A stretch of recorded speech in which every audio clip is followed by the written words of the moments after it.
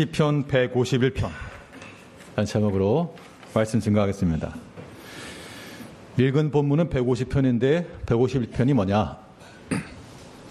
시편은 150편으로 끝났지만 그 다음 장은 내가 나의 언어로 나의 신앙 고백으로 적어가야 되겠다, 그 의미에서 151편입니다. 시편에 관한 기본 구조에 대해서 오늘 나눠드린 프린트 보면요, 시편을 기록한, 일단 시편이 몇 장까지 있습니까? 150장까지 있고요. 그리고 이 시편을 기록한 그 저자들의 명칭을 보니까 이름이 알려져 있지 않은, 작자 미상은 미상 이름이 아니고 모른다는 뜻이죠. 그러면 이 시편을 지은 사람들의 숫자가 이렇게 나옵니다. 다윗, 그리고 아삽, 고라의 자손, 솔로몬, 에단 사람입니다. 그리고 모세. 그래서 다윗이 지은 시는 73편, 아삽의 자손이 12편, 고라의 자손 11편, 솔로몬의 시가 2편이고요. 에단과 모세 각각 1편씩 있고, 작자가 기록되지 않은 시도 50편이 있습니다. 자, 이 중에서 주목해서 볼 때가 어디인가 하면, 다윗은 말할 것도 없지만 그 3번을 보게 되면 누구 자손이요? 고라 자손. 고라가 누굽니까? 고라. 예, 우리 성경에 나온 그 모세 시대 때의 고라입니다. 그 고라가 모세를 대적했고, 그 결과적으로 모사와 이 고라와 함께 합을 맞았던 그 사람들이 같이 망했죠. 땅이 입을 열어서 그들을 삼켰다. 근데 어떻게 해서 고라 자손들이 나왔냐? 성경을 보게 되면 고라가 망할 때 그의 아들들은 고라의 편에 가담하지 않았다 그랬습니다. 그 고라의 반역에 가담하지 않았기 때문에 그 자녀들이 남은 거예요.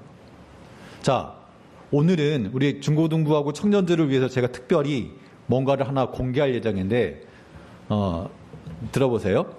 부모님들이 있고 그 자녀들이 있습니다. 그러면 부모님들이 무엇인가를 교회 내에서 액션을 취했는데 그 자녀들이 그건 옳지 않습니다 하고 따르지 않았다? 쉬운 일이 절대 아닌 겁니다. 아닌 거예요. 또 이 고라 자손들은, 그 부모들은 다 이제 죽임을 당했죠. 뭐 하다 죽임 당했죠? 순교당한 게 아니잖아요. 반역하죠, 반역.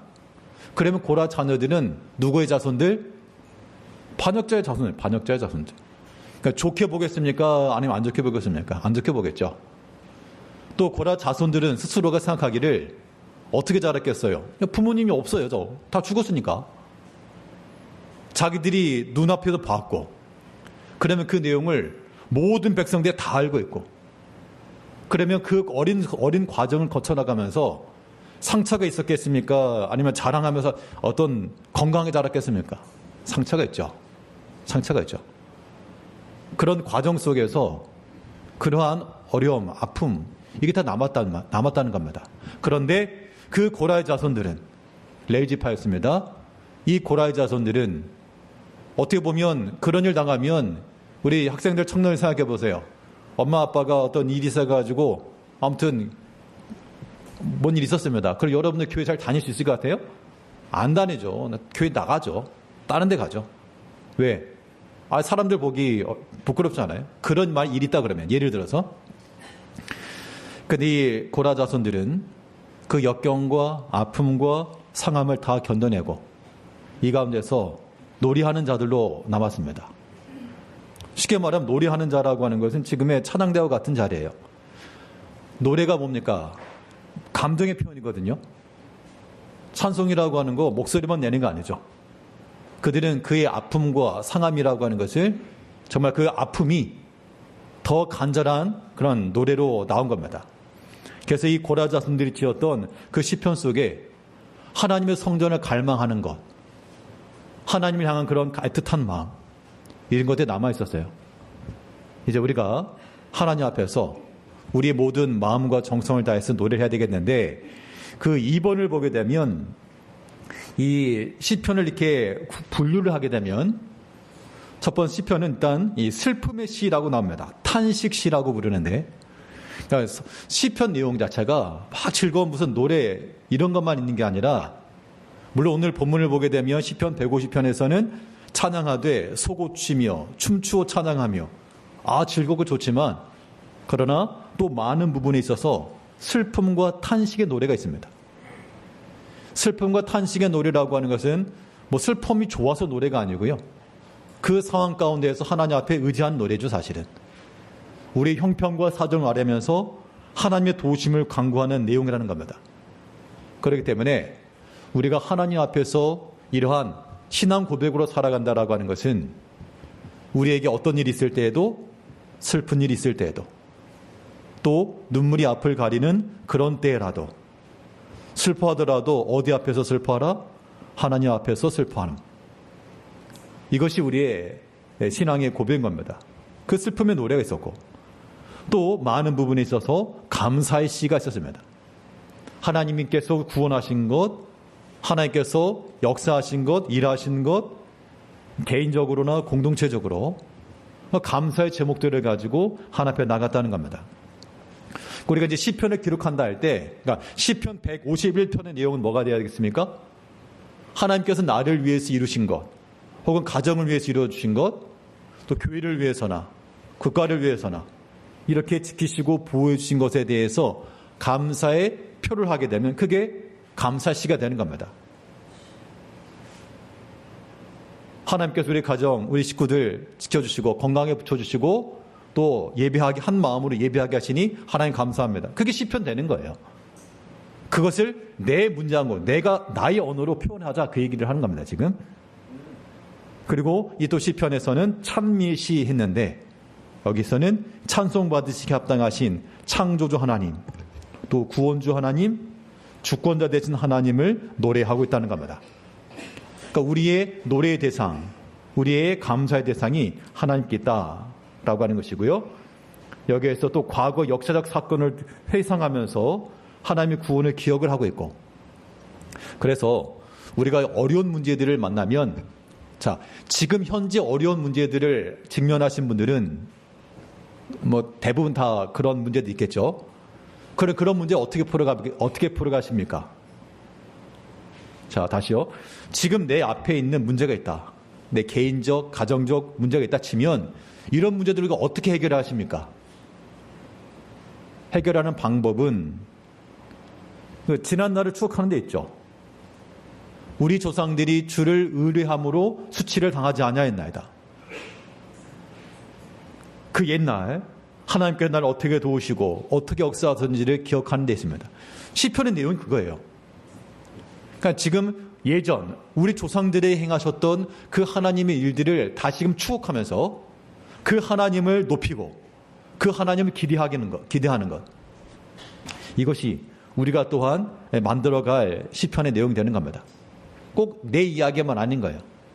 하나님께서 교회 가운데 또 다른 형제들을 통해서 하나님께서 이루신 걸 보니 참으로 하나님 살아계시며 하나님 구원의 하나님이시다 라고 하는 이러한 노래와 이러한 고백이 있어야 된다 라고 하는 것이고, 또 여기에는 교훈과 지혜의 시가 있고 또 하나님을 신뢰하는 신뢰의 시가 담겨져 있다 라고, 이것이 시편의 전체적인 내용입니다.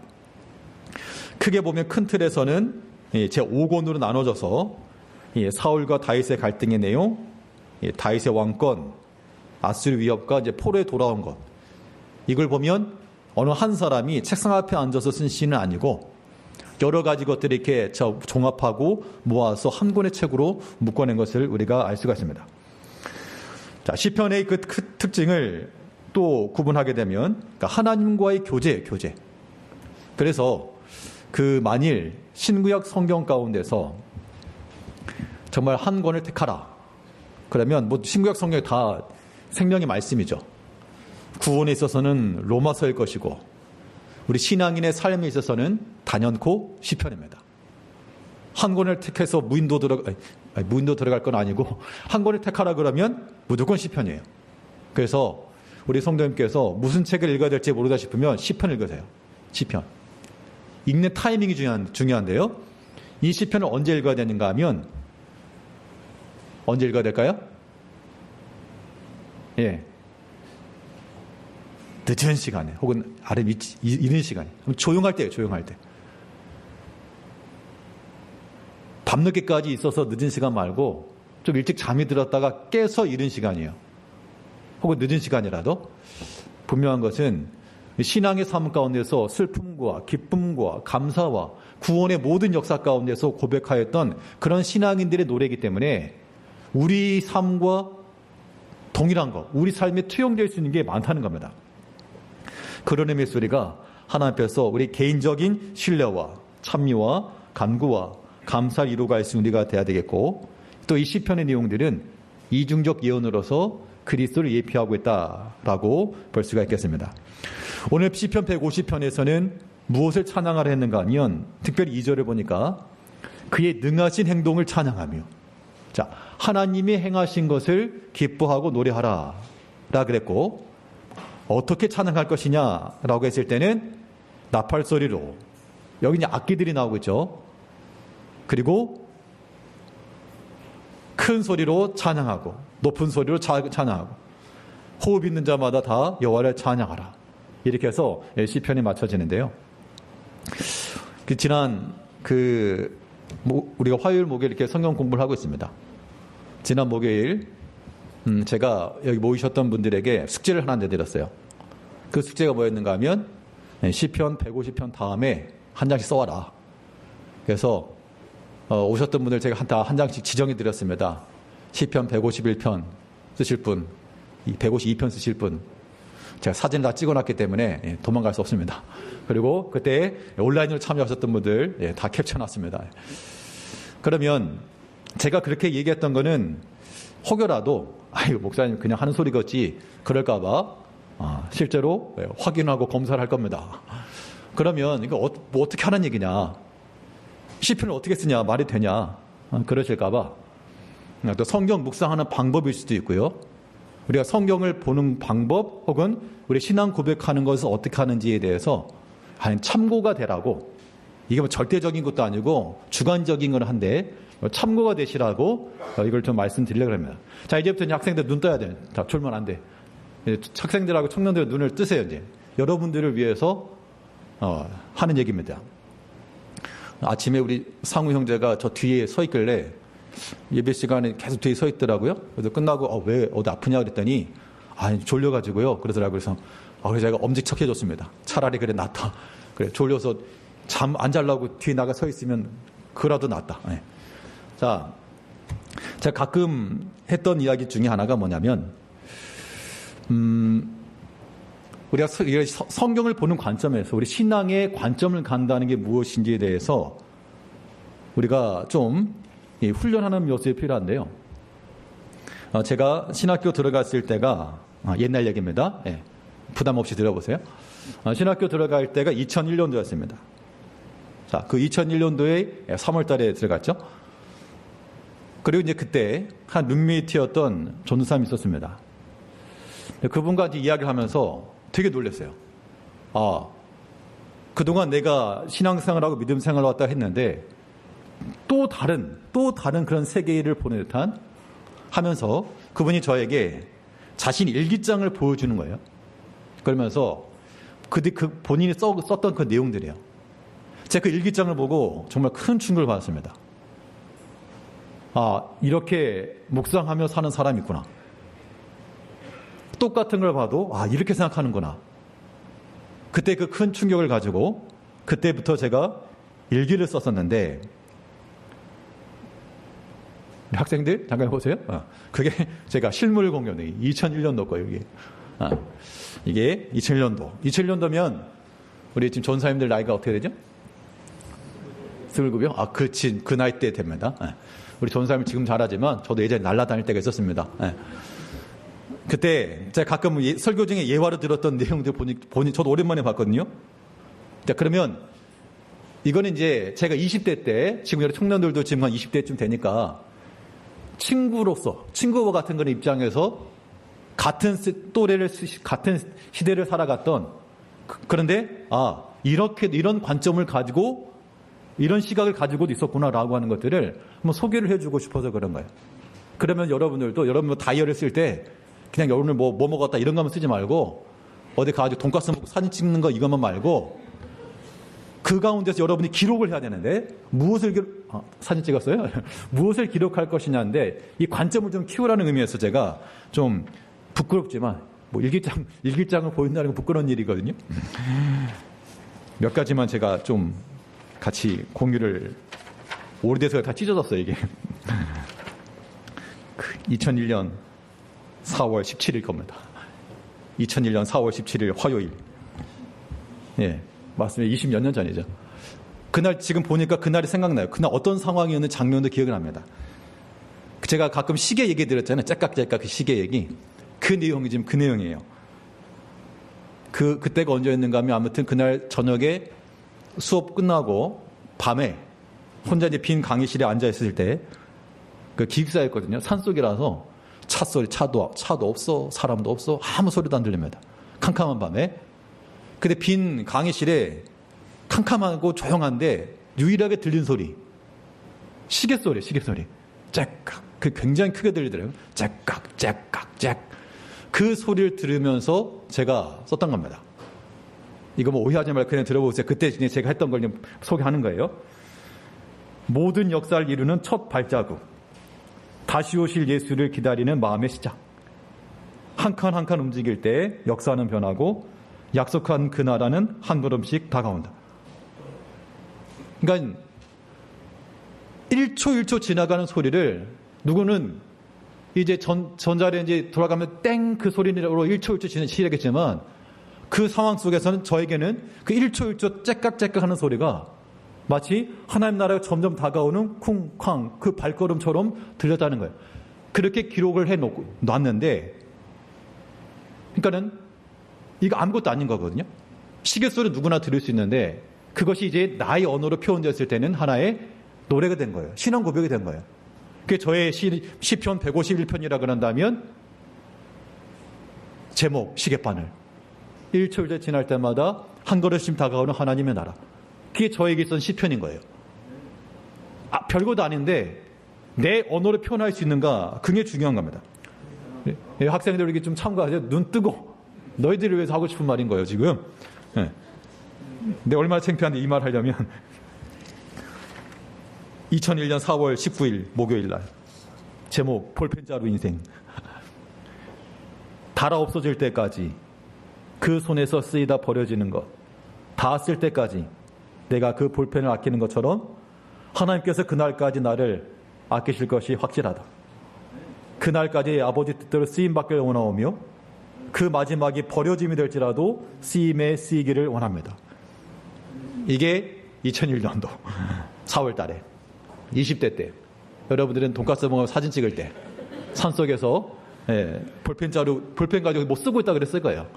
볼펜이 아니라 연필이었을 겁니다. 아무튼 그 몽당 연필 같은 거 쓰고 있다가 아마 그렇게 썼을 거예요. 자, 아무것도 아닌 거거든요. 집에 몽당 연필 다들 하나 있으시잖아요. 그리고 그거 보면서 이게 달아 없어지면서도 쓰임받는 이 모습을 보면서 이게 저에겐 시편이었어요. 대단한 거 아닌데 이러한 시각을 갖는 게 중요하다 그 얘기입니다. 이런 것들이 우리가 기록해갈 시편의 영역인 거예요. 그러면 성경에 보게 되면 파수꾼의 노래가 나옵니다. 파수꾼이 새벽을 기다림 같이. 그것이 누가 썼겠어요? 파수꾼이 썼겠죠. 작자 미상일지라도 그 밤새도록 우리 제대한 군인들 알 겁니다. 이 경계선 서면 밤에 시간 안 가요. 1시간 간 줄 알았는데 5분밖에 안 지나고. 그렇다면 그 기다리는 시간 속에서 새벽이 오기를 기다리는 그 마음으로 아무것도 아니지만 그에게 있어서는 내가 새벽을 기다리는 그 마음으로 하나님을 기다린다는 것이 그에게 시편이었다고요. 그러면 나는 뭘로 하지? 여러분이 하면 되는 거예요.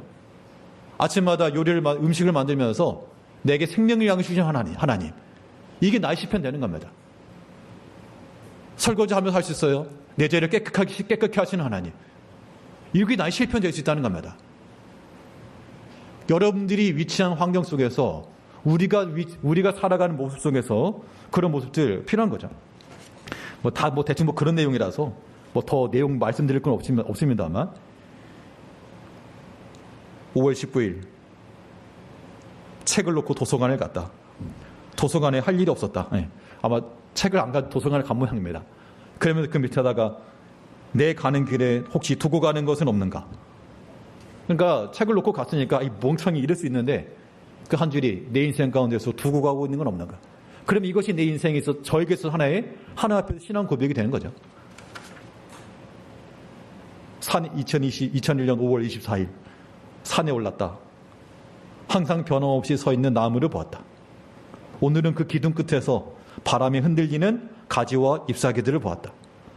있어야 할 자리에 있고, 뭐 그런 겁니다. 그래서 뭐 아무것도 아니지만 하나님께서 내게 주신 것 안에서 혹은 각자 그 직업들도 있을까, 한 일이 있으실 거 아니에요. 어떤 사람, 우리 여행사 직원이세요? 내가 제목 알려드릴게요. 하나님 나라의 티켓팅. 다음 주까지 써. 하나님 나라의 티켓팅. 어떻게 쓸 것인지. 신앙 고백이라고 하는 것은 우리 가운데 있어서 우리에게 특별한 걸 요구하지 않고 말 그대로 내가 살아가면서 지극히 현실의 뿌리박은 영성이죠. 어떤 사람은 책에 쓰기를 나는 오믈렛을 만들면서 전능하신 하나님을 만난다. 요리하는 거 아무것도 아니지만 이거 또 만들어야 돼 귀찮아 죽겠네가 아니라 그 음식을 만들면서 이 천지를 창조하신 하나님을 내가 만난다. 내가 만든 음식을 공급해주면서 그걸 먹는 사람들 보면서 생명의 양식을 공급하신 하나님, 또 그 양식을 먹으면서 배불러가 아니라 내 영혼을 만족해 하신 하나님. 이게 한 번 보면 보이는 거예요. 아무것도 아니지만. 이 마이크도 마찬가지죠. 이게 만약 어디 노래방이나 어디 불당에 가 있다 그러면 이 얼마나 허무한 데 쓰임 받겠습니까? 그러나 하나님을 찬송하고 하나님 말씀을 전할 수 있는 너는 복되다. 우리가 그렇게 말할 수 있다 그러면 아무것도 아닌 것 같지만 그게 신앙 고백인 거예요. 다윗이 뭐라 말했습니까? 떠오른 태양을 보면서요. 너를 창조하신 하나님을 찬양하라. 저도 비슷하게 따라했어요. 새벽에 끝나면 헬기장 있었는데 아침에 올라갈 때 태양이 떠오르잖아요. 나도 모르게 손가락을 가리키면서 너를 창조하신 하나님을 찬양하라. 따라한 거죠. 그런데 그런 것이 우리의 신앙 고백인 겁니다. 지금 생각해보니까 그때가 믿음이 더 좋았던 것 같아요. 그래서 신학교 1학년 때가 믿음이 제일 좋다는 그런 말이죠. 그래서 우리가 특별히 모임 가질 때마다 학생들도 마찬가지고 청년들도 마찬가지고요. 그 묵상도 큐티집을 그러니까는 시중에서 파는 것도 가지고 다니는데 그런 건 너무 정형화된 거고 거기 매몰되지 마시고 내 언어로 나의 언어로 한번 써보십시오. 그런 것을 서로 나눌 때 우리가 크게 느낄 수가 있어요. 왜냐하면 사람이 서로 형편이 다르기 때문에 서로 다른 위치 가운데서 이 사람이 느끼는 하나님, 이 사람이 경험했던 구원, 그거 굉장히 중요한 겁니다. 저는 아무리 생각해봐도 할 게 없는데요. 말씀해보세요. 지금 제가 다 주제 말씀드릴 테니까 할 수 있습니다. 다 있어요. 하다못해 눈에 보이는 거 아무거나 붙들고 하세요. 그러면 그게 왜 중요하냐면 그러니까 한 번 보기 시작하면 보일 수 있어요. 이것도 그 전사님 제가 했던 말입니다. 어떻게 그런 생각을 하지? 처음엔 저도 그랬습니다. 어떻게 그런 생각을 하지? 그런데 한 번 보기 시작하면 보인다고. 그리고 그때부터는 의도적으로 이제 그런 마음을 갖는 거죠. 하다못해 길을 지나가다 담벼락에 있을 때 아무것도 아니잖아요. 그냥 담벼락이잖아요. 근데 그 벽을 보면서도 세상과 나를 구별하는 하나님의 거룩함, 그런 걸 생각한다는 겁니다. 우리 마음속에, 생각 속에 항상 그런 마음들, 그런 생각들이 이루어져야 돼요. 그게 성경 묵상인 거고 하나님으로 인하여 살아가는 겁니다. 우리가 세상의 것들을 보고 듣고 하느라고 시간 가는 줄 모르죠. 특히 요즘 같은 경우는 정말 가장 안 좋은 거는 워낙 보고 들을 게 많다는 겁니다. 예전에는 아무튼 TV 화면 조정 시간이 있어가지고 그 전에 볼 게 없으니까 그때 뭐라도 책이라도 보고 그랬는데 요즘 사람들 거의 책 안 보죠. 학생들 거의 책 안 볼 겁니다. 핸드폰 들고 다니지. 근데 그만큼 생각하고 묵상하는 시간이 줄어들었다는 것인데요. 아무튼 오늘 특별히 제가 붓고 오리를 많이 다 찢어진 일기장을 제가 공개하면서까지 말한 거는 아무튼 숙제 검사하겠다. 151편 자기 150편 써오시고 이거는 각 전도회별 모임하실 때도 우리 회장들께서 특별히 한번 이런 것을 가지고 한번 나눠보시기 바랍니다. 이거는 인위적인 것도 아니고요. 가식적인 것도 아니고요. 남 보라고 하는 것도 들으라고 하는 것도 아닙니다. 내 언어로 내가 하나 앞에 느낀 감정 그대로.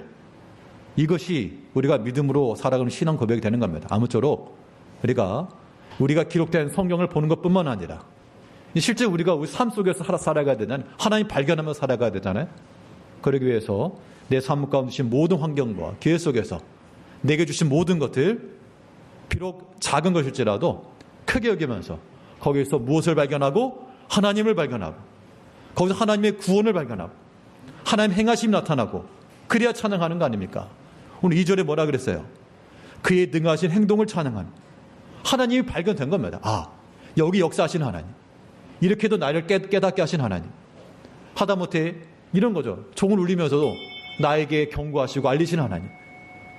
이런 마음, 이런 생각, 이런 훈련, 이런 것들을 통해서 우리가 제가 정말 바라는 바는 우리 나이 많고 적고를 떠나서요. 새롭게 우리 영혼과 우리 마음이 움직여서 하나님 발견해나기를 원하는 거예요. 형식적으로가 아니라 정말 내 마음속에서 하나님을 향한 새로움, 하나님을 향한 그런 넘치는 자원하는 마음, 감사, 누가 시켜서가 아닌 정말 하나님께 나아가고자 하는 그 마음들, 그런 마음들이 생기기를 바란다는 겁니다. 네. 마음이 얼마만큼 전달되었는지 모르겠습니다만 아무튼 하나님께서 우리 모든 성도님들 삶 가운데 함께 하시고 여러분들이 보고 듣는 모든 것 가운데서 하나님을 보시고 또 그런 기록으로 하나님 향 신앙 고백으로 살아가시는 우리 성도님들 되시기를 바라겠습니다. 기도하시겠습니다. 우리를